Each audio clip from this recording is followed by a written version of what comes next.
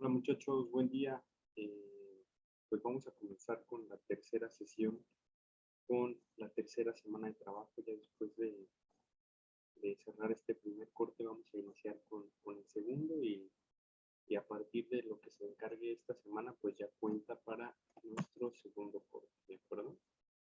Entonces vamos a comenzar, seguimos en la misma índole donde nos quedamos y vamos a hablar ahora sobre las clasificaciones lingüísticas, ¿sí? Por lo tanto, tenemos que ver qué es un lenguaje o qué es lenguaje, qué es la lengua, qué es el dialecto y qué es el habla. Seguramente varias de estos conceptos pues, ya nos suenan conocidos, ¿no? Incluso es probable que hasta podamos dar alguna definición sobre ellos. La cosa va a ser ver que lo que vayamos o lo que nosotros tenemos en mente pues es correctamente lo que se establece, ¿no? Entonces vamos a empezar a describir cada uno de ellos para ver de qué se trata, ¿sí? Y primero está el lenguaje, ¿sí? El lenguaje prácticamente o de manera concreta lo podemos entender como todo tipo de sistema de signos de distinta índole que utilizamos para comunicarnos, ¿sí? Es decir, todo lo que se usa para comunicarse o se ha usado. Por ejemplo, tenemos aquí varias imágenes, ¿no? En este primer caso, pues tenemos un par de perros que, bueno, no solo los perros, sino los animales en general, pues tienen algún método de comunicación, ¿sí? Por ejemplo, cuando las leonas salen a cazar, pues van en manada, ¿no? Entonces, en algún punto utilizan algo para comunicarse y avisar al resto de que van a ir a cazar. Asimismo, no sé, las cebras o lo que sea que vayan a cazar las leonas, pues cuando alguno detecta la presencia de estos felinos, pues igual avisa al resto de la manada con la que está que están a punto de ser atacados y es ahí donde todos corren. Entonces, los animales tienen sus propios métodos de comunicación, ¿sí? Asimismo, en tiempos antiguos, como lo vemos en la imagen 2, pues las personas todavía no conocían un idioma en específico, o eso se cree al menos, para comunicarse. Entonces, pues utilizaban sonidos, incluso hay quienes dicen que a lo mejor para avisar al resto de la comunidad de otros habitantes de que venía algún oso o algún animal de aquellas épocas, a lo mejor imitaban el rugido del animal y con eso daban aviso de que venía, quién sabe, ¿no? Pero igual de alguna forma se comunicaban.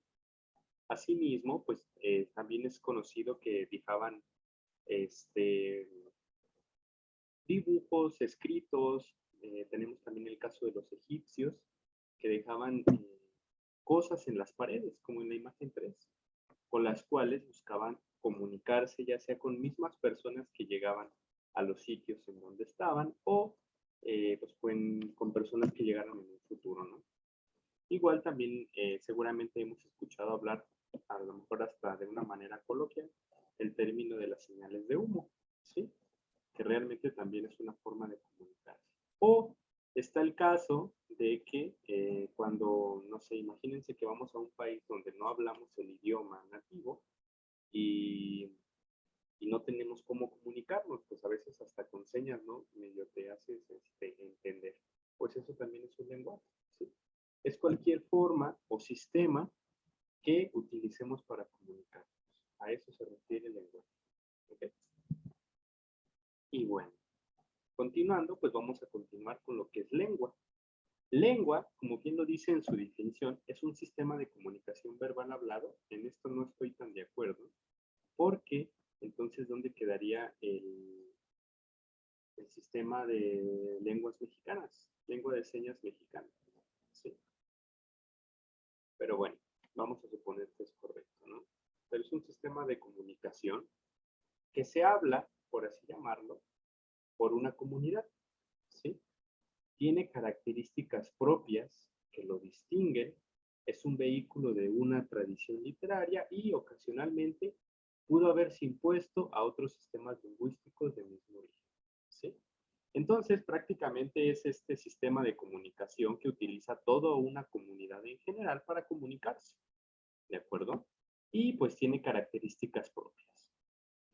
Y además, en la parte final, lo que nos dice o lo que nos quiere dar a entender es que puede ser que antes había un sistema de comunicación específico y con el tiempo, pues surgió uno nuevo que venía desde el anterior, ¿no? Entonces, pues ahí tenemos la variedad de idiomas que hay, que conocemos, ¿sí? ¿Cómo lo es el inglés, el español, el francés, el italiano, el chino mandarín, entre otros? No sabemos que hay varios. Por ejemplo, y bueno, cabe resaltar que algunos de ellos vienen de familias o pertenecen a ciertas familias. Es por eso que algunas palabras o para algunos idiomas se parecen mucho, ¿sí? Que es cuando te dicen que es más fácil aprender tal idioma porque se parece mucho al español, por ejemplo, ¿sí? Es el caso de lo que tenemos de estos tres ejemplos, ¿no? 2 y 3, ¿sí? Que es el francés, el italiano y el español. Estas tres lenguas pertenecen a la misma familia y es por eso que su escritura pues tiene mucho en común, ¿no? Sus reglas lingüísticas tienen mucho en común, ¿de acuerdo?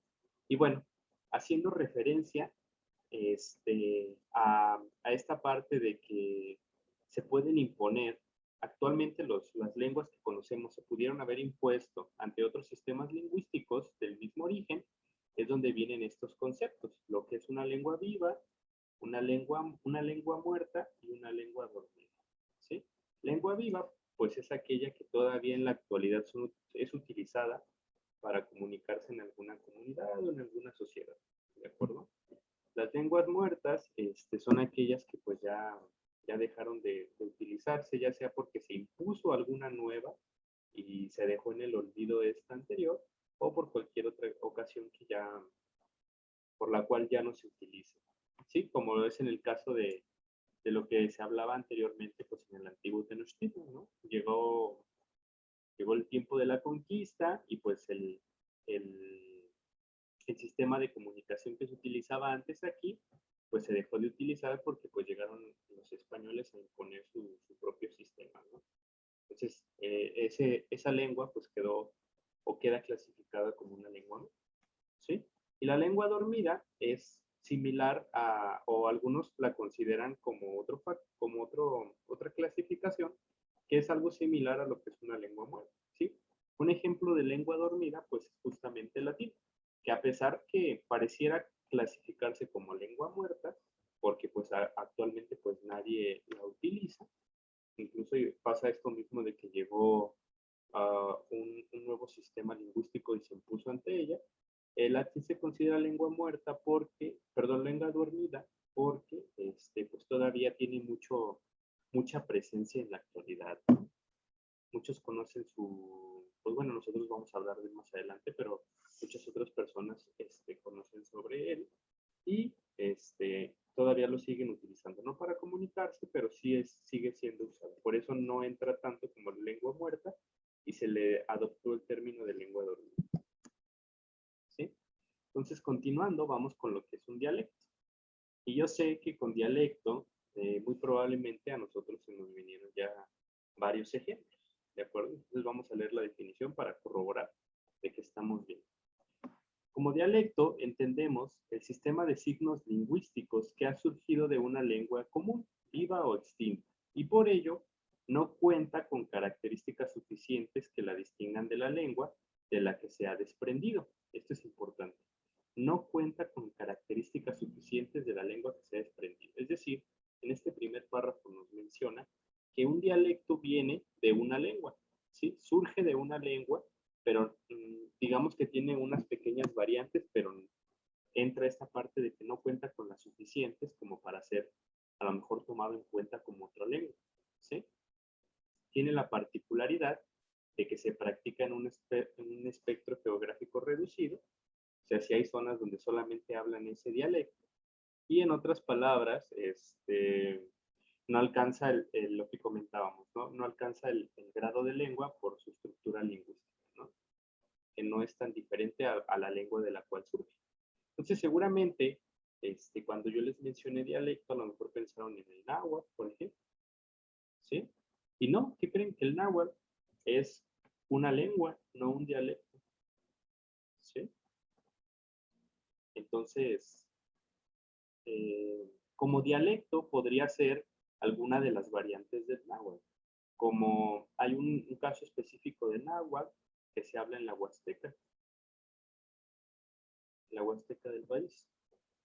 Entonces, el náhuatl de la Huasteca en específico, sí es un dialecto, ¿sí? Se desprende de la lengua original de náhuatl, pero entra en dialecto porque pues no guarda esas suficientes características distintas de la original, ¿de acuerdo? Y sí, pues lo hablan en un espacio reducido geográfico, ¿de acuerdo? Otro ejemplo, o a veces de los errores en los que caemos, es que con esto que llamamos acentos, también creemos que son dialectos. Por ejemplo, cómo hablan las personas del norte, cómo hablan las personas del sur, que sí, si bien, pues sí tienen su forma específica de hablar, incluso tienen palabras que se usan en diferentes lados. En el sur no utilizan al 100% las mismas palabras que en el norte, o a lo mejor hasta en el centro, donde estamos nosotros, pero pues eso no los hace dialectos, ¿no?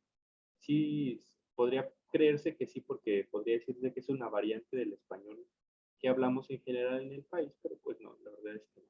¿De acuerdo? Entonces no caer en esa confusión. Además, está el habla.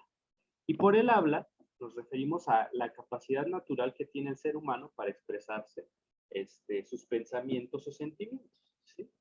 De modo, creo que con esta no va a haber ningún problema, ¿no? De modo que no designa ni al lenguaje ni a la lengua como tales, sino al ejercicio intelectual que permite ejercer la capacidad lingüística.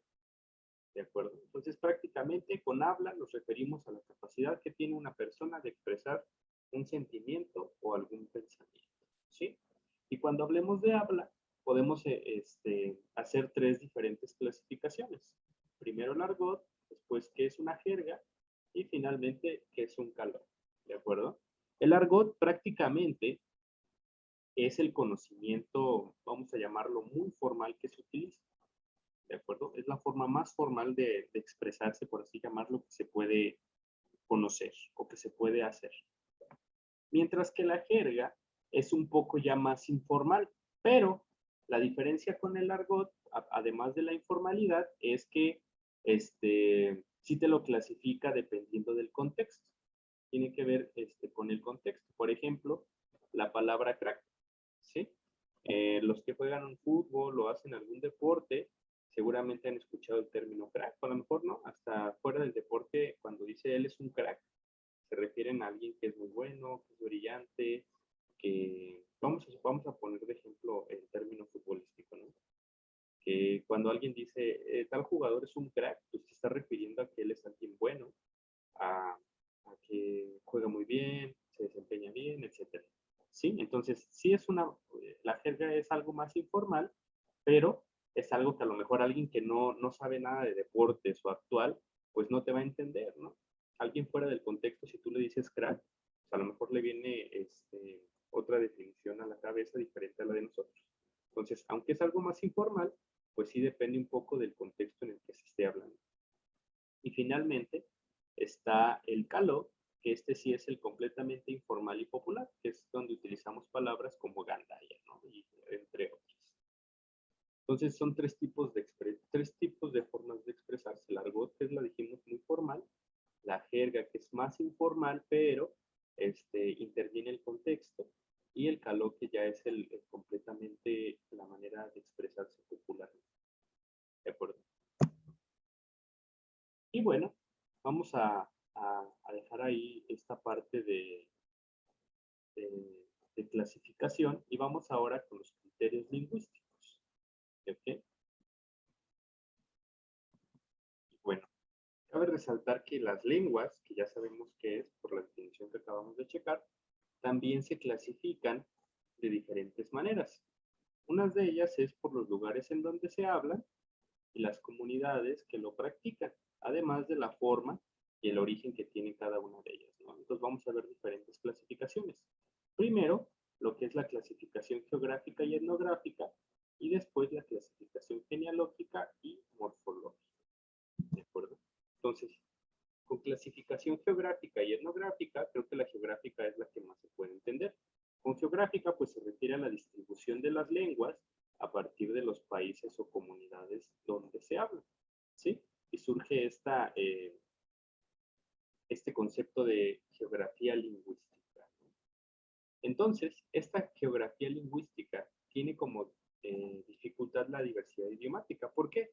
Porque si bien los encargados que estudian en esta área de geografía lingüística son aquellos que, por ejemplo, cuando hacen un mapa, digamos que este es el mapa de México, y lo dividen a lo mejor por colores, por zonas, en donde se habla diferentes lenguas, porque justamente esta es la dificultad que tienen ellos, ¿no? Que, por ejemplo, en solo México se hablan diferentes lenguas, ¿no? Uno que ya comprendiendo bien los conceptos que les acabo de mencionar, pues aquí no solamente se habla español, aquí también se hablan pues las otras lenguas, como mencionábamos el náhuatl, el maya, el zapoteco, etcétera, ¿no?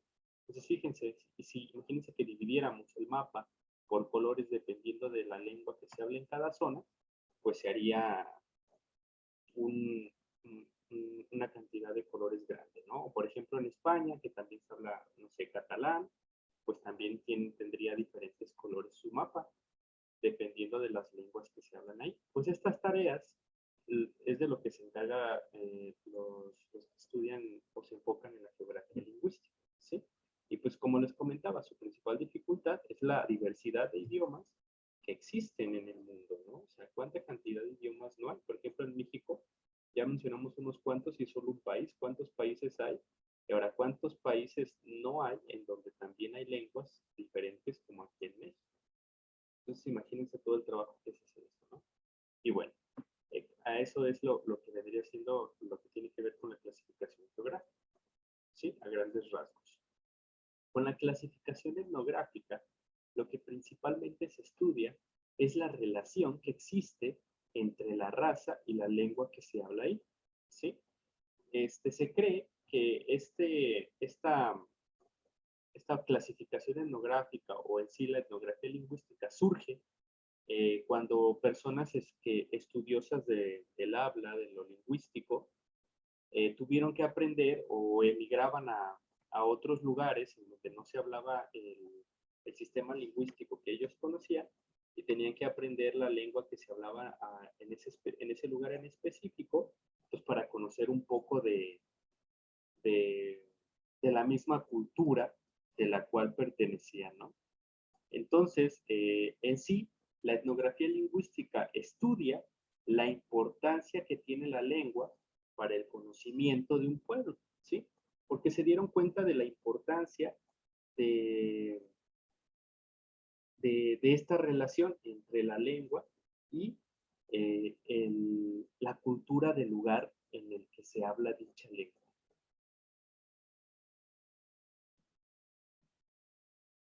Y después está lo que es la clasificación genealógica, que es una palabra que seguramente les suena, y la clasificación morfológica. Con la clasificación genealógica, como bien pueden pensar, estudia el origen de las diversas familias lingüísticas. Como ya hablábamos hace rato con el ejemplo del español, el francés y el italiano, pues estas tres lenguas provienen de una misma familia. Y es por eso que pues, pareciera que se parecen mucho, ¿no? Al expresarlas. Entonces, sí, prácticamente hay como un árbol genealógico, vamos a llamarlo lingüístico, en donde están las familias lingüísticas y en las ramas, pues son las lenguas que van surgiendo, ¿no?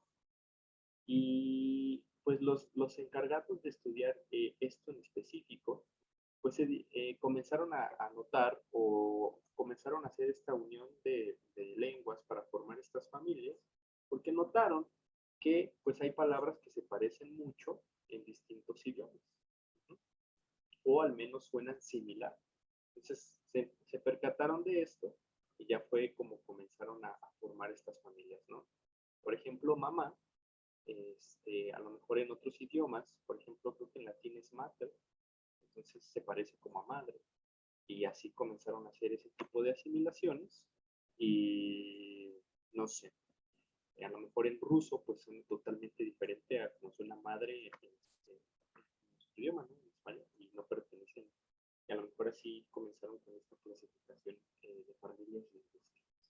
¿Sí? Entonces esa es la clasificación genealógica. Y está también la clasificación morfológica, la cual, como su nombre lo dice, estudia la forma de las palabras. ¿Sí? Y pues se agrupa, estudiando esta forma que tienen las palabras, pues crea tres distintas lenguas con base en la estructura que tienen sus palabras, que es la lengua monosilábica, la cual, una de las características que la distingue es que se dan distintos valores gramaticales dependiendo del lugar en donde se esté utilizando. ¿Sí?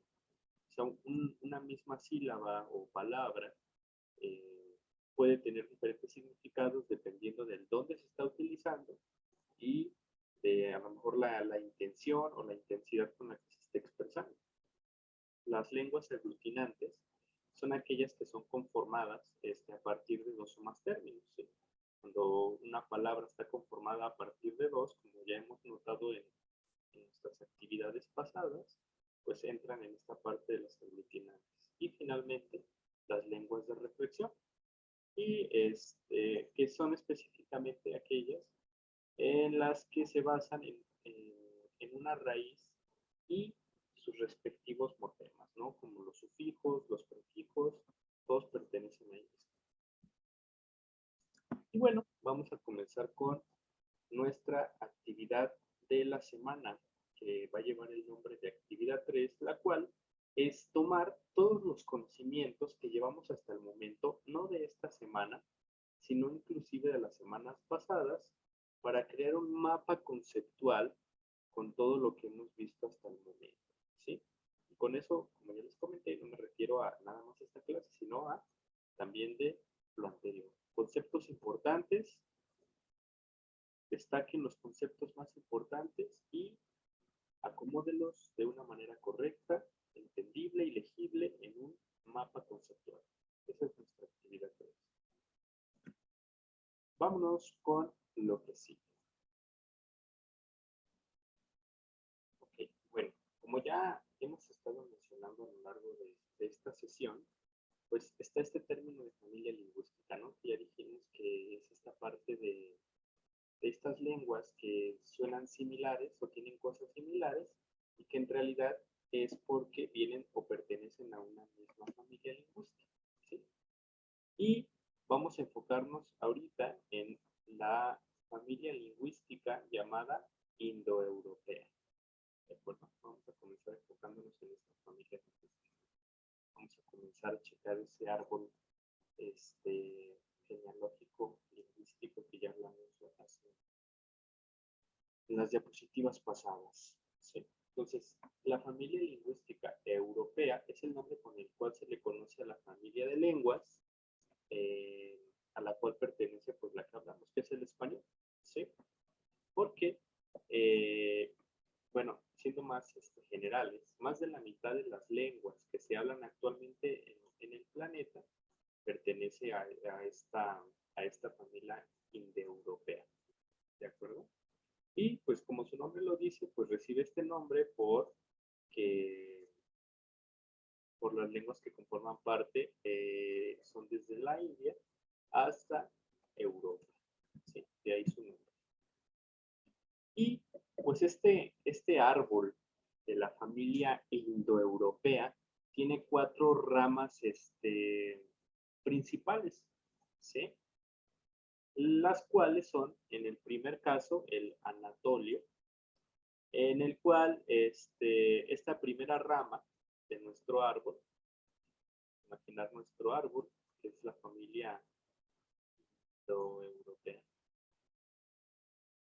tiene 4 ramas nuestro árbol. ¿Sí? La primera rama es el anatolio, en donde están las lenguas como el hitita, el licio, el lidio y el lobio, ¿sí? Que bueno, estas originales se perdieron a través del tiempo y están ubicados en lo que actualmente ahora es Turquía, ¿no? Todo esto pasó, o estas lenguas eran utilizadas alrededor de 1400 antes de Cristo. ¿Sí? Por ejemplo, estos podrían considerarse a lo mejor como lenguas muertas, ¿no? Ya que estamos hablando de conceptos que ya hemos tocado. Entonces, esta es nuestra primera ramita. ¿Sí? Nuestra segunda ramita es la llamada greco-armenio indo-iraní. ¿Sí? Que el primero en extenderse hacia Grecia, Armenia, India e Irán, ¿no? Que bueno, a lo mejor se pudo haber deducido de su mismo nombre. Se desprenden las siguientes lenguas. Del greco, pues el helénico, que es el griego clásico y el griego moderno, el armenio antiguo y el armenio actual, el indo, que es el índico, el indo, el sindí, singalés y todos estos otros que tienen unos términos, unos nombres bastante complicaditos de mencionar, y el iraní, donde viene el persa, el kurdo, el baluchi, etc. ¿Sí? Pues fíjense, de la segunda rama, todas las lenguas que se desprenden, y todas estas igual pertenecen a la familia indoeuropea, es nuestra segunda rama.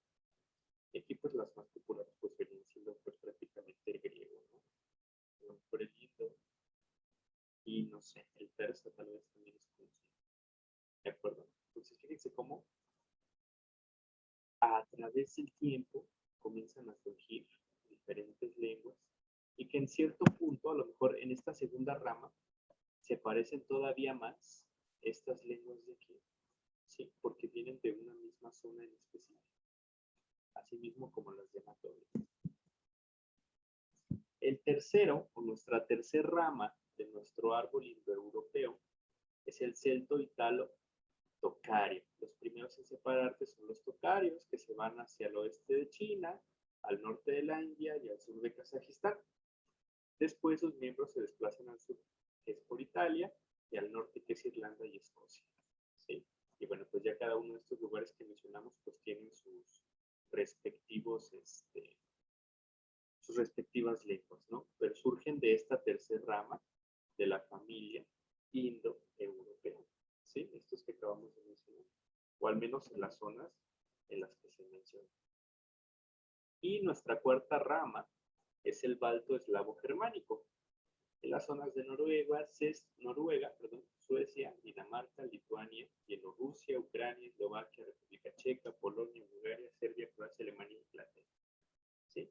Todo eso abarcó nuestra segunda gran rama de nuestro árbol lingüístico genealógico indoeuropeo. ¿Sí? Entonces, fíjense todo lo que abarca una familia lingüística y por qué esta es la considerada, pues a lo mejor hasta la más grande del planeta, ¿no? Por eso se mencionaba en un comienzo que gran parte de las lenguas que se hablaban en el planeta pues estaban ubicadas en esta familia lingüística.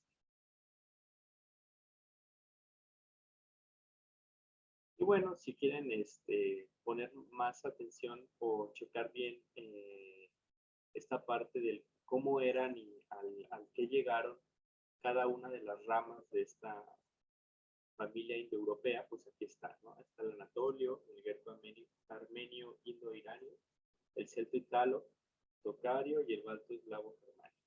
Lo que implicaba cada una de ellas y en qué terminó siendo. ¿Sí? ¿De acuerdo? Entonces, ahí está ese mapa para que lo puedan checar.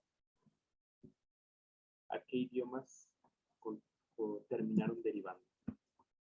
Y finalmente, la tarea número 3. La tarea número 3 es una investigación pequeña sobre lo que es el latín.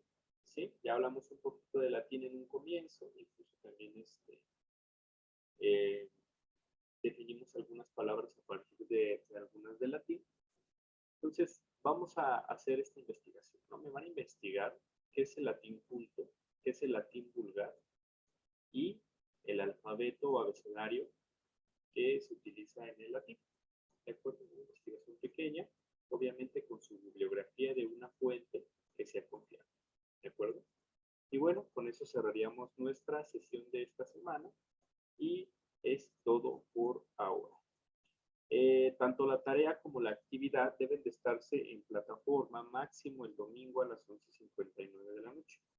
Normalmente es los sábados, pero como esta semana, por cuestiones de las calificaciones, el trabajo se los estoy subiendo después, recorrí un día la fecha de entrega, ¿no? Entonces, domingo, 11:59 de la noche máximo, para entregar actividad 3, tarea 3.